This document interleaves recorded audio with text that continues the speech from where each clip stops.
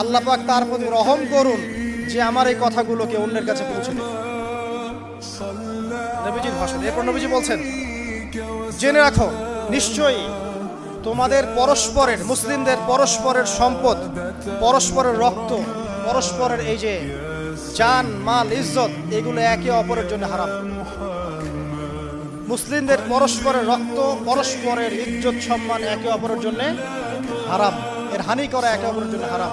ঠিক যেমন আজকের এই দিন হারাম, এই শহর হারাম, এই মাস হারাম। নবী করিম সাল্লাল্লাহু আলাইহি ওয়াসাল্লাম বলছিলেন, জেনে রাখো তিনটা বিষয়ে যেন তোমাদের অন্তর কখনো খেয়ানত না করে।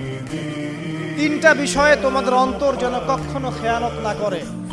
এক, তোমরা যে কাজটাই করবা শুধু আল্লাহ পাকের সন্তুষ্টির জন্য করবে।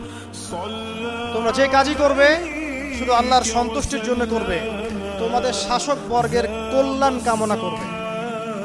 তোমাদের শাসক বর্গের কল্যাণ কামনা করবে।